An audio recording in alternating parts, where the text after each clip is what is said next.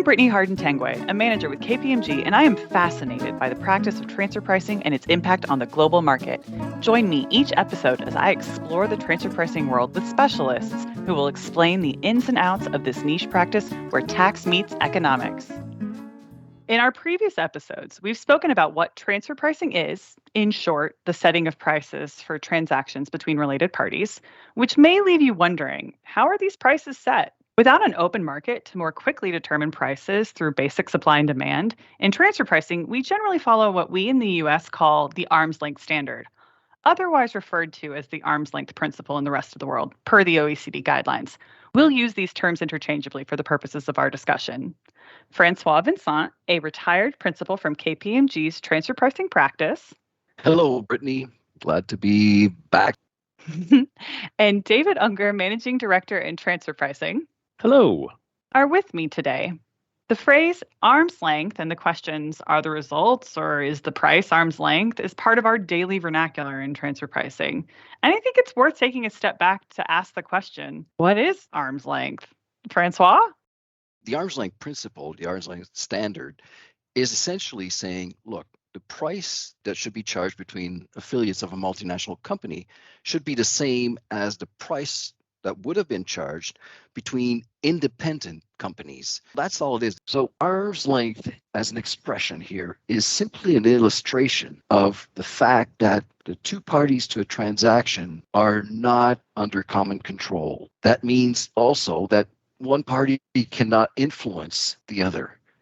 So when we look at what is arm's length, and when we're saying the arm's length principle or the arm's length standard, arm's length is simply meaning that there is no common control, there's no control by one party over the other, there's no economic or legal influence from one party over the other.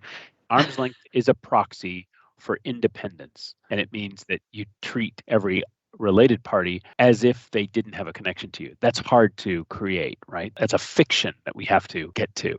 Francois, talk a little bit about the history of the arm's length principle, at least in the context of the OECD. Where did this come from, and why is this important to the OECD? So the arm's length principle itself did not originate with the OECD, but the OECD adopted it in its earliest versions of their draft income tax treaty. The arm's length itself originated early in the 20th century in some of the very earliest double tax treaties between two countries.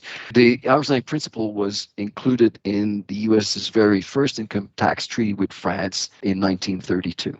The OECD started its work after the Second World War. So you're in the 50s and 60s. They're elaborating their own version of a double tax treaty, working off the earlier work of the League of Nations. The OECD adopted the arm's length principle as part of its very first draft income tax convention as the standard that would be applied for transfer pricing transactions between related parties. One of the key purposes of tax treaties is to avoid double taxation. Anytime that there is economic double taxation, when the same income is taxed in two different jurisdictions, then that will affect not only the results of the multinational enterprise, but also where and how that multinational enterprise will invest its capital, where it will carry on business.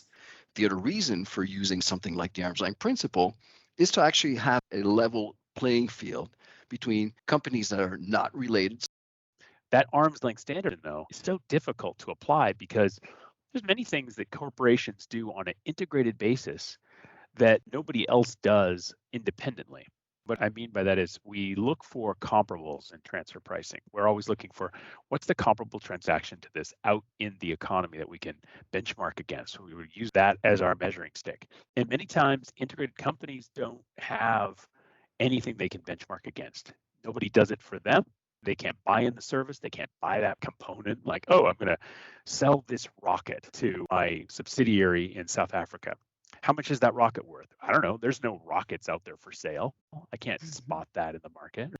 And what if I said, oh, launch this rocket for me, do it as a service? Well, who are you're going to find a price tag out at NASA? No. So you have to start identifying what the comparables would be and assign economic value to it.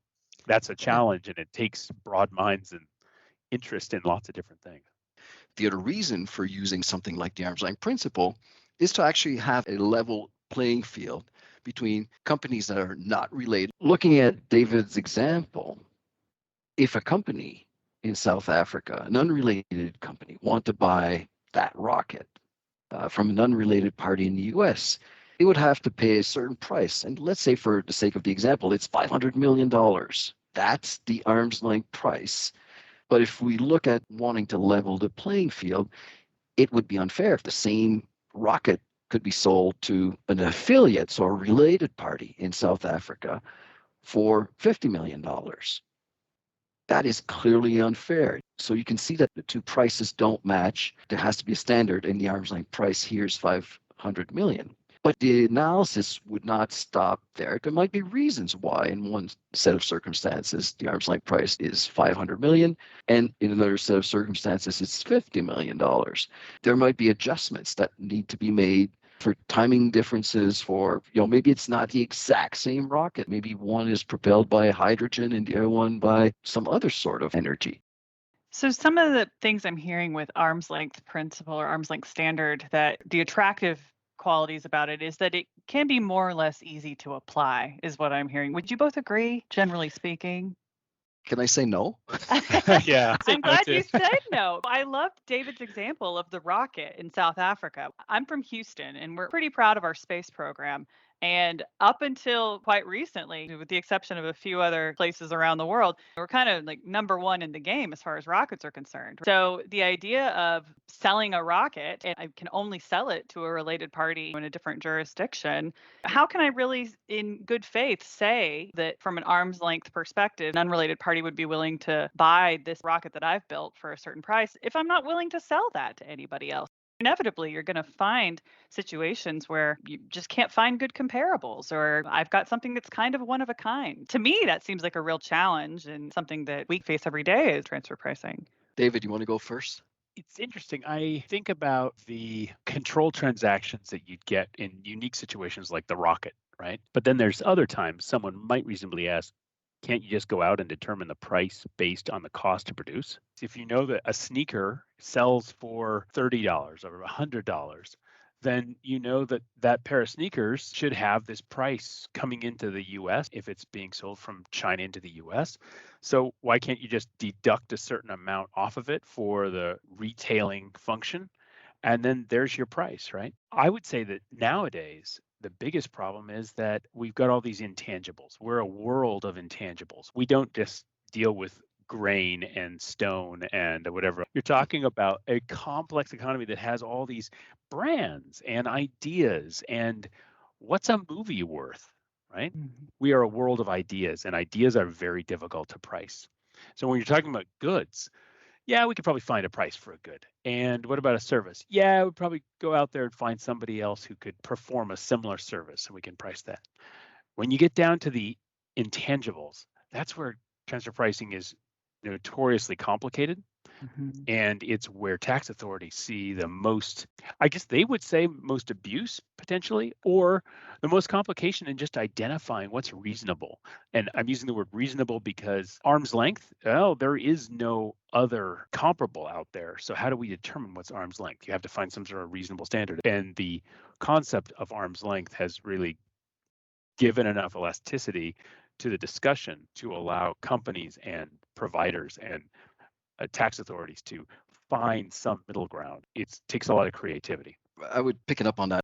If you look at the arm's length principle, that is saying the price for this transaction between two affiliates ought to be the same as the price for a similar transaction between unrelated parties. How do we decide if it's similar?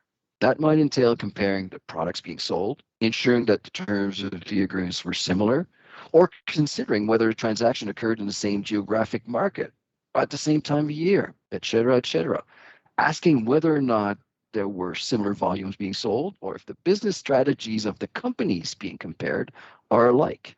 It would have to be within the same geographical market. It would have to be at the same time of the year. It would have to be the same volume, and so on and so on. There's a series of criteria that you have to put around there to say, well, this is exactly the same transaction. Because if it is not, then either you have to account for the differences in that criteria, or you have to make certain assumptions.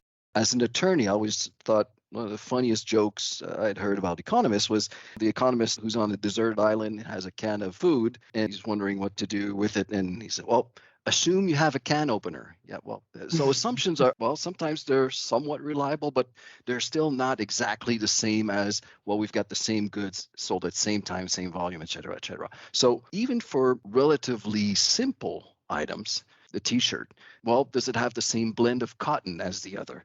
Is it exactly the same t-shirt? We could say with t-shirts, a t-shirt, a t-shirt. Not quite. Been doing this for 30 years. There are very few transactions where you can say, oh, I have found the identical transaction between two unrelated parties. So it's even in the world of commodities, it's very difficult. So coming back to your question, Brittany, isn't it simple to set prices in accordance with the arm's length standard? No, it isn't. Not at all. This was fabulous. Thank you both so much, Francois and David, for joining me today. Thanks for having me. Thank you, Brittany. It was less painful than I expected. Thanks for joining me on this adventure in transfer pricing. See you next time.